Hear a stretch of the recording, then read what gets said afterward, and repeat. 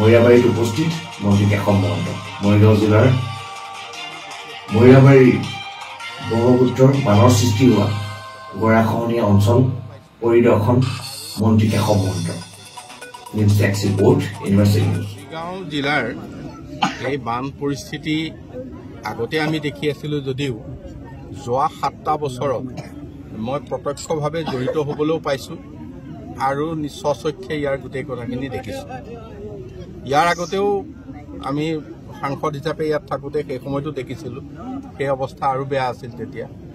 এতিয়া ইয়াত যিমানখিনি চৰকাৰৰ পৰিকল্পনা মতে কাম কৰা হৈছিল তাৰ পৰা মৰিগাঁৱৰ ৰাইজে যথেষ্টখিনি সাহস পাইছে আৰু সকাহ পাইছে।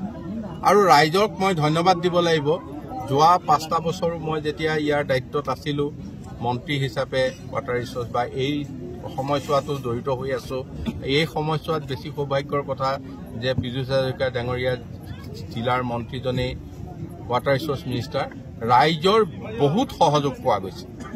ৰাইজে নিজৰ পতা মাটি এৰি দিছে ইয়াত, ৰাইজে নিজে ইয়াত কাম কৰি মানে কাম উঠাই দিছে।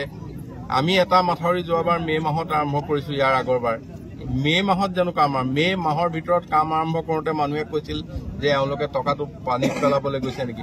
1 মাহৰ ভিতৰত সেইবাৰ মানে মাথাউৰি হৈছে আৰু মাথাউৰি হৈ পেলাই মানুহ সেইবাৰ বাচিছে আৰু সেইবাৰো ফ্লাড হোৱা নাছিল তেনেকৈ।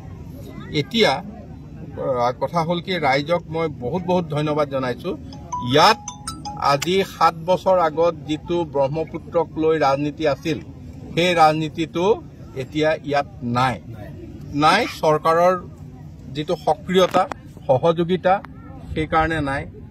আমাৰ মুখ্যমন্ত্ৰী ডক্টৰ হিমন্ত বিশ্ব শৰ্মা ডাঙৰীয়াই যথেষ্ট তৎপৰতা লৈছে এই ক্ষেত্ৰবিলাকত।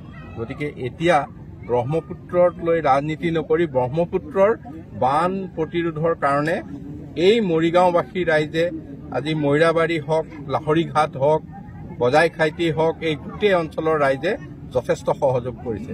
ৰাইজৰ সহযোগ আৰু চৰকাৰৰ তৎপৰতাৰ কাৰণে আজিৰ দিনটোত মৰিগাঁৱৰ বান পৰিস্থিতি যথেষ্ট নিয়ন্ত্ৰিত হৈছে।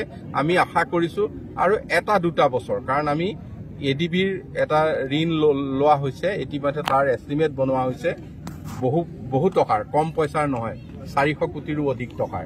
গতিকে এই গোটেইখিনি কাম আমি ভাবিছোঁ প্ৰায় 2 বছৰৰ ভিতৰত এনেকুৱা কামখিনি সম্পূৰ্ণ হ'ব।